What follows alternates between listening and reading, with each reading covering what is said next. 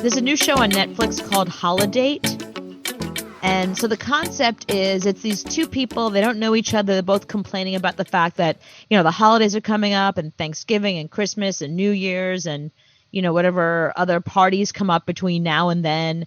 And they were saying how they don't have a significant other and it's really annoying because you go to a party and people are like, they either want to set you up or I've been through this. Like when you're single, people can't stand single people during the holidays unless you go out with other single people. But then you go to family events and they're like, how come you're still single? Or I think my best friend has a cousin. They all want to set you up with somebody. Everyone has somebody for you. So the concept of Holidate is that I think it's Emma Roberts and then some dude. They say, you know what? We're going to be each other's dates and we'll just lie to the family and be like, hey, this is my new girlfriend. This is my new boyfriend. That way they can be left alone and they can keep going to parties and events and all the things they have to go to, but they've brought with them a significant other, at least a fake significant other. And I was thinking, that's brilliant. That's a brilliant idea. Like if you agree to go to each other's Thanksgivings and Christmases and parties and all that stuff and just have somebody on your arm so people can leave you alone already. Mm-hmm. Yeah. What do you think? But then you got to sit through my family. Yeah. Yeah. Right. I mean, think of that. There's not enough money that I could pay somebody to sit through a Thanksgiving at my family's house. You couldn't do it. I mean, it's really hard for me to do. Well, what's worse? You having to sit with your family and have them get on you about being single or bring somebody with you and letting them deal with, they'll take the bullet for you.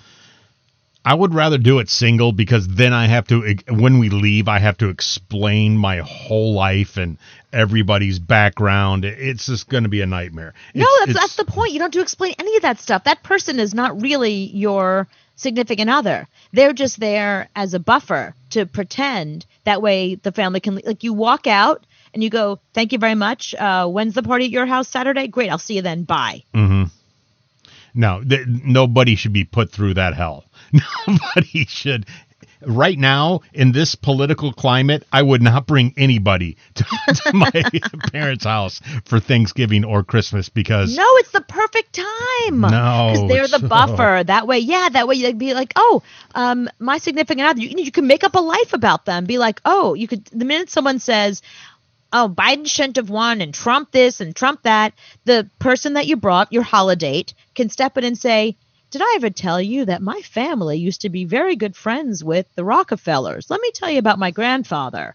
And then they step in with some rock on tour kind of story, you know what I mean? And change the subject. I got an email from my sister this morning who said, Mom really doesn't want to do Thanksgiving this year. What do you think? And I said, it's COVID. I'm not. Bye. And I said, I think that's brilliant. I think we should all sit around Zoom with Hungry Man dinners and eat Hungry Man dinners and talk to each other on Zoom and then get off. That will be much better. Perfect. That's why I said COVID's the best thing that happened to you this year. Yes. Great excuse to not see your family. Yeah, because I'm going to get sick by one of my brother's 3-year-old kids that he doesn't even know. I'm going to get sick and die because he's got to bring those kids. No, it's not going to happen. Not happening.